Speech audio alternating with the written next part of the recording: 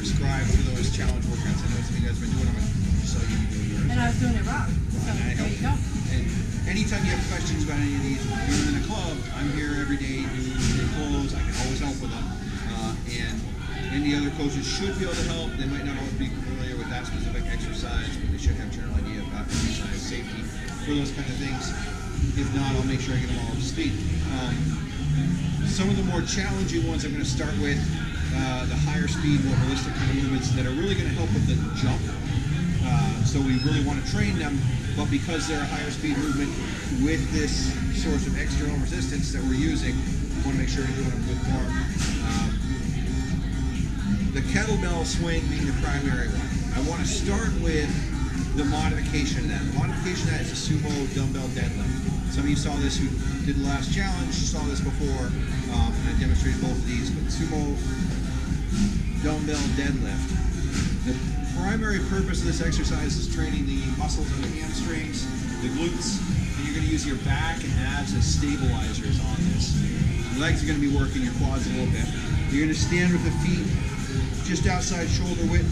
You want to line up the bottom lace of your shoes, or the second lace maybe, approximately with the center of that dumbbell. So the center of the weight is over your center of support.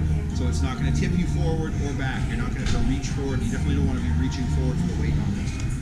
Important on this is it's a hinge, hip hinging movement. So when I reach down to pick up this weight, basically I'm just picking it up and standing up with it. I want to lift with the legs, not the back. So I don't want to be rounding my back to the side, like that. I never want to have my spine rounded while I'm pulling up or pushing on a weight. I want to keep those discs healthy and not have them squeezed all around. So I want to hinge at the hips, which means right here, this joint, back stays straight. The hinge at the hips happens, means I stick the butt back. You can see my weight came a little bit back on my heels, so I'm doing that. The weight should be a little bit back on the heels as you do that. You can even, when we do squats, we do a little bit of this in the hands forward. We're going to have the weight kind of balancing us in front.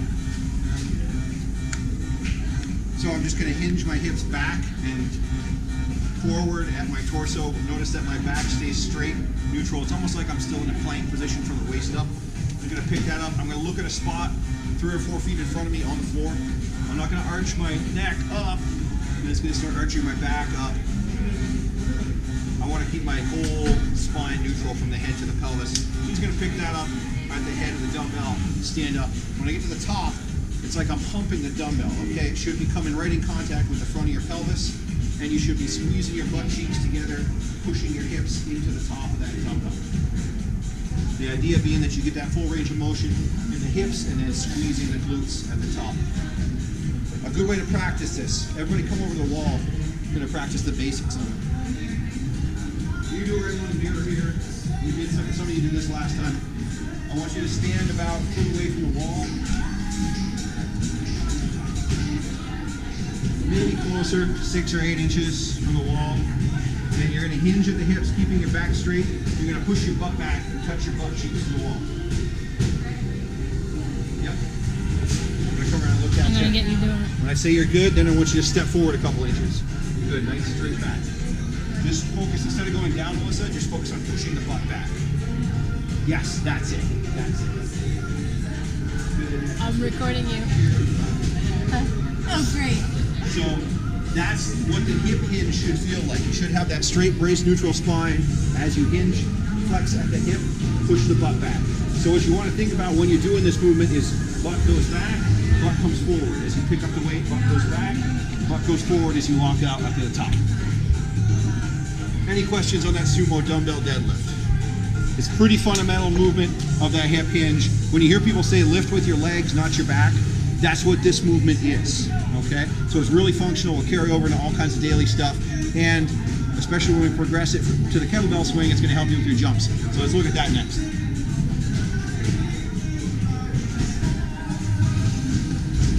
The kettlebell swing is gonna start with the same kind of movement of hinging at the hips, pushing the hips back, and reaching down. But instead of just standing up with weight, I'm going to be swinging the weight up holistically. So I'm not just pushing the hips forward, I'm going to be violently snapping the hips forward like that as I come up. My hips are going to drive this whole movement. I'm not lifting the weight with my arm at all. I'm just started out, I put the kettlebell about a foot in front of me. If you have shorter arms, you may have it quite a little bit closer. I'm going to hinge down at the hips, looking at that spot on the floor, 3-4 feet in front of me. Spine is straight, brace neutral. Take a big breath, brace my core, grab that kettlebell. First thing we're going to do is hike it like a football, and it's going to touch right on the middle of my butt. Okay, I'm going to touch my butt with the kettlebell. I'm going to hike it right back like I was hiking a football. From there, my forearms are going to be in contact with the front of my thighs, and I'm going to violently snap my hips forward. That's going to drive this weight in my arms. I'm not pulling with my arms. I'm pushing it with my hips. So the full kettlebell swing, pushing the butt back, grabbing that, hiking it like a football, and then violently snapping the hips forward. Notice that I'm not bending my knees. This is not a squat. So a squat is hip flexion and knee flexion right here. A hip hinge is just hinging at the hips while keeping the legs relatively straight. So when I'm swinging the kettlebell, my back stays straight, my legs stay relatively straight, and my hips get really deeply hinged over. So at the bottom of the swing, my back is almost horizontal, parallel with the floor. If you start to feel that in your back will get a little bit pumped up while doing it. Chances are you're probably doing it wrong though. A lot of people will have tendency to start flexing and extending their spine. Be very careful you're not doing that. Have someone watch you do it the first few times you do it if possible. Also, don't bend the knees. What I see sometimes people do is they're swinging and their swing looks really like a squat. What happens here is the legs are squatting and the arms are trying to pull it up here at the top. And a dead giveaway is when the weight looks like that at the top. At the top, it should be horizontal, in line with my arms. So don't flex the knees, don't flex the spine, hinge the hips, and pop the hips forward hard. Any questions on that? Give that a shot sometime before you leave, and let me take a look at how you're doing it, but we're going to move on to other movements here tonight for just expediency's sake in this class. The other really explosive movement we're doing to train the jump is our jump squat. And we're training that with a little bit of weight. I don't want you to go super heavy on these. The focus on it is to get a lot of explosive velocity out of the legs. You don't need to use 50-pound dumbbells. You can use 5s or 10s or 15s. Don't go too much higher than that. You're just adding a little bit of resistance. And you're really focusing on dropping down into your squat. So this is hinging at the hip and at the knee. Pushing my weight out on the outsides of the feet as I come down. And as I come up, I'm going to explode up and leave the floor, or come up on the balls of the feet. You don't necessarily have to leave the floor. Even if you're doing a modification where you just come up onto the toes, just make it quick and come back down. When you come back down, flex the knees so that that impact is getting absorbed by the muscles, not the cartilage of the knee. Another thing to watch out for, and usually means you're going too heavy, is if you start to shrug this weight up, you start pulling with your upper body to get it. I want the upper body to stay relatively relaxed, just bracing the core. And I'm pulling with the legs, not with the shoulders. So if it starts to look like this as you come up, you start to feel tightness in your neck or the back of your shoulders while you're doing it, probably drop the weight down and focus on just using the legs to go up and down. Flex the knees on the way down. Careful on the landing. Please make sure when you land that you're flexing those knees. Don't necessarily push the knees forward either, but also flex at the hips. So you're coming down right into getting ready for your next squat. Basically going right down to the next squat. Has anyone tried those in the workout before? I know we do those sometimes in class. We haven't had that come up in the workout class. So that's one you'll see with the next one that comes out on Thursday. The lunges. So another lower body movement we're doing with a lunge. Easiest way to do it, and be sure you're doing it right, is to go backwards. Step back with one foot, drop the knee down almost to the floor, and back up. Typically that's going to get you about the right length of step that you want, so that that thigh stays pretty much vertical below the torso. We don't want to get too far back with it and we're stepping forward, it's harder to judge sometimes where that length of step on the back leg is because we're moving our front leg to step into the lunge. So stepping back with the back foot is going to get you into the right stance easier. When you go down, just like with the squats, like I was saying in class, when you're squatting down, push the knees out. Don't let those knees collapse inward. We don't want our knees to go in here like this. This puts a lot of tension on those ligaments in the knees. So when we're lunging, we want to do the same thing. So if I'm lunging here, backward, I want to make sure that this knee does not do this number right here while I'm lunging down. I step back with that leg, I lunge down, and that knee stays tracking right over the foot. I push it out just a little bit as I'm doing. When you feel it pushing out, what you'll get is this outside of the thigh working a little bit. So that's when you know you're doing it right. That muscle might actually feel a little sore afterwards when you're doing it right. So that's the alternate lunge that was in today's workout.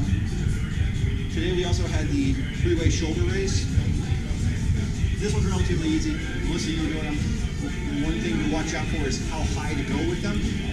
What I want to go is to the parallel to the floor. I want the arm to come up parallel to the floor. So you don't need to go up to here or up to eye level. Just parallel to the floor. And this is not an explosive movement. This is all about focusing on the muscles of the shoulder working, squeezing at the top, and getting a bunch of reps in under slow control. So I'm not swinging my weight up and using momentum. That's for the front raise. For the side raise, I'm going to lean forward just slightly. I'm going to bring these up to the side. And again, I'm just going to go until my upper arm is back parallel to the floor and back down, especially on that one. You won't, if you can go farther than parallel on that, you probably have an abnormally loose shoulder, and that may be the case for you. Some people just have loose, lax joints.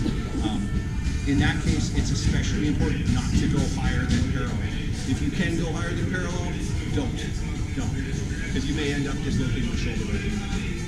And then the rear raise is just that hip hinge that we did with the deadlift and the kettlebell swing. So we're hinged over deeply, and I'm pulling up and back with my arms.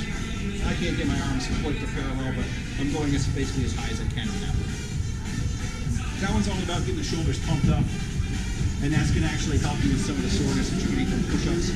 It's also because we're working the back of the shoulders, the top of the shoulders, going to keep a little bit balanced so that we don't end up with forward roll posture from doing lots of push-ups. If all you ever did was push-ups, you're going to end up walking around like this, like the bro that just bench presses and does nothing else all the time. What else do we got? Goblet squat. Goblet squat is one of our fundamental movements for the lower body. Holding a dumbbell in front on the chest, feet just outside shoulder width. Toes can be slightly out but not too far splayed out. Pushing the weight out onto the outside of the foot, pushing the knees out. Initiate by slightly hinging the hips back, pushing down till I'm deeply flexed at the knee and the hip, and then standing back up. So this is a vertical movement with the hips. The squat, the hips go up and down. And the hip hinge, like the kettlebell swing, the deadlift, the hips go back and forward. Otherwise, it's the same. I still want to squeeze the glutes at the top. I want to get everything nice and tight at the top. You don't need to hyperextend the knees, but you want to get your legs basically straight and stand up all the time. The whole way, keep the core braced and stable. Take a breath at the top, squeeze your abs, keep everything like you're in that plank position. Each of these movements I want from the neck to the pelvis, I want basically a plank, a partial plank position. What else do we got? What are the other movements? The push-up variations that we got to do.